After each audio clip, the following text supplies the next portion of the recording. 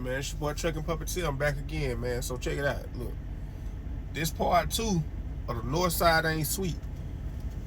Hey, man, on my YouTube, man, somebody commented and said, hey, man, get straight to the point. You talk too much. Bro, that's funny because somebody else said it on TikTok.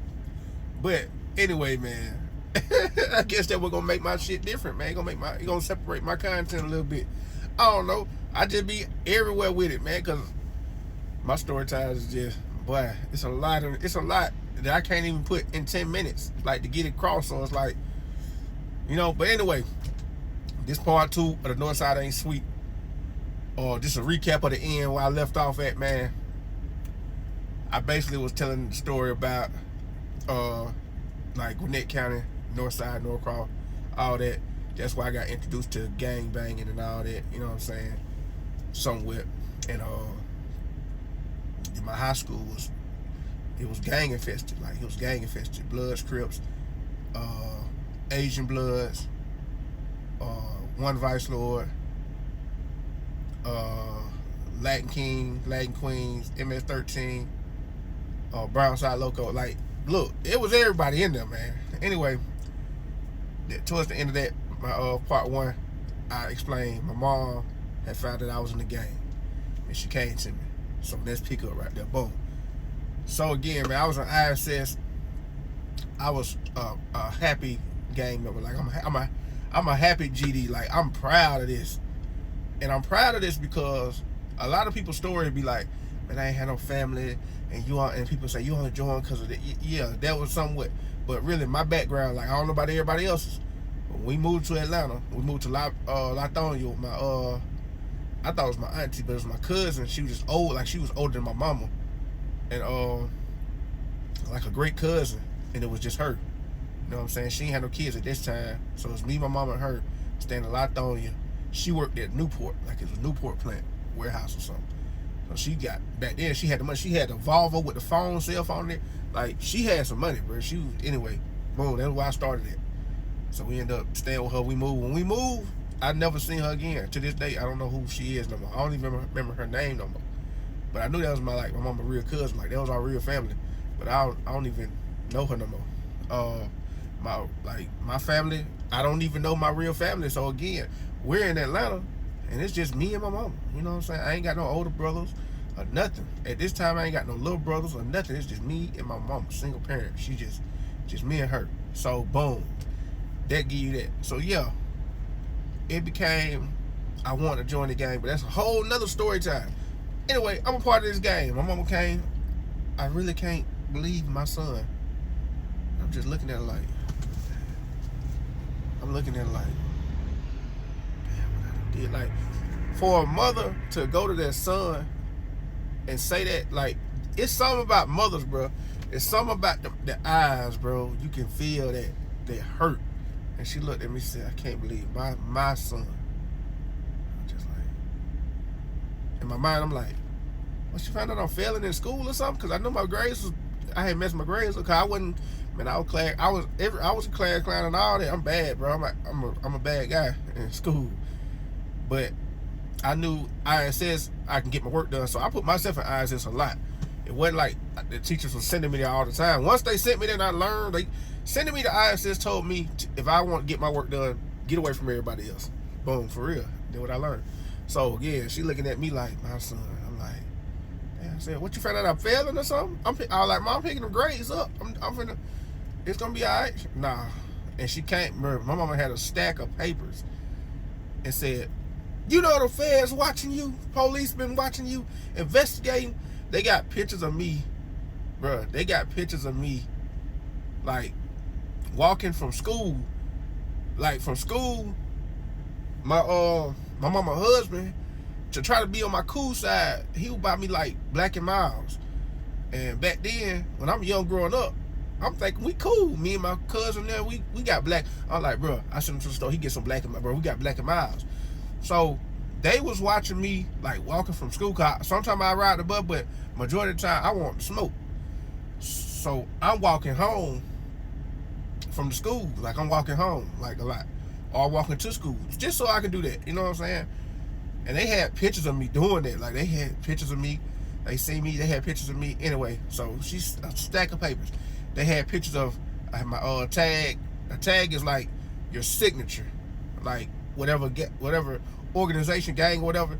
It's like you gonna write that, then you got a signature on it. So they sent, it was all around Gwinnett.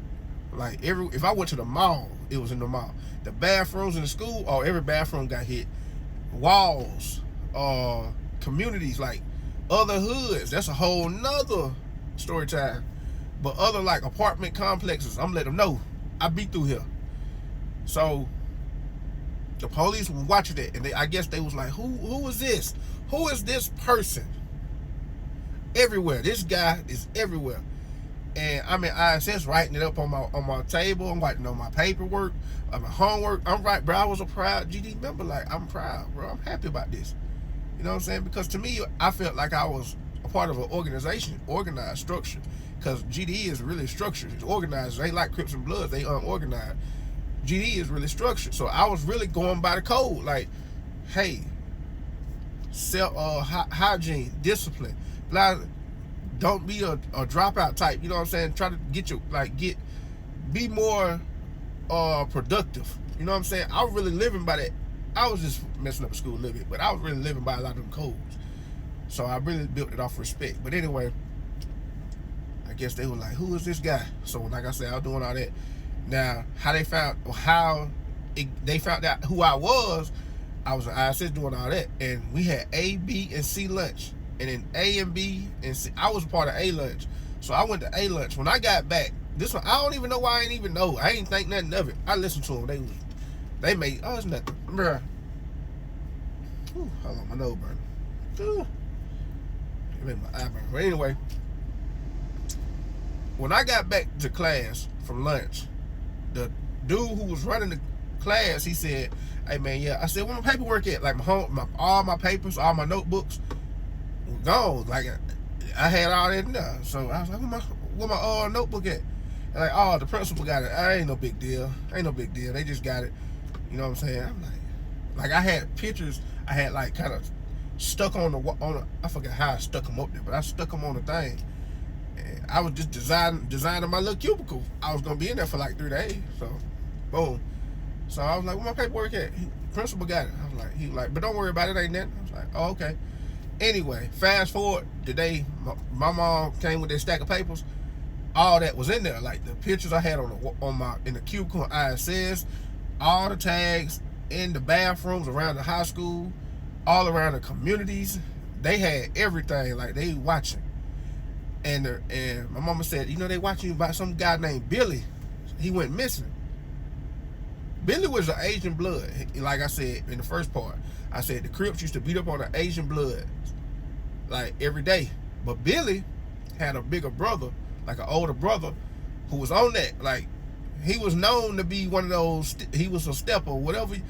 He was one of those ones. And if you know about the Asian bloods and all that,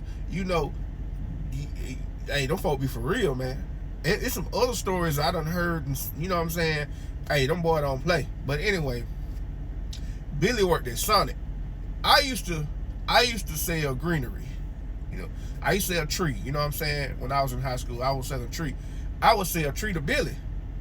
So behind closed doors, I would never tell nobody else. But me and Billy had this, hey, bro, forget what they saying. I'm about money, bro. I'm about money. I ain't got nothing against you. I'm getting money. We cool. You cool with me. So I would always walk to Sonic and serve them like all the time. Me and Billy was cool like that. Like me and Billy, I know what they was doing with him and beating up on, you know what I'm saying? I knew that. But one day Billy was like, my brother gonna come into to B lunch. He gonna Swiss cheese that mug. He like, so everybody was like on ends, like, bro, what day he coming? We might not want to be there, but we couldn't pinpoint what day. The cafeteria was so big, and it was directly in front of the school door when you walk in. It was real big though. So what we used to do, I was like, bro, we ate on the other side. Like, so if you coming in, we on the right side in a cut. It's a deep, like it's big, so it's a deep cut. You had to come in and go around the corner to see us. So we said, if he come in here and let loose, we gonna be over there. Anyway, fast forward, she said he was missing. And I'm like, but he unalive. They're like, we don't know. But they think you got something to do with it. They watch you. That's why they watching you. And I was like, what? Hey, so look, part 3 coming, man. Look, I'm gonna shorten it up for you.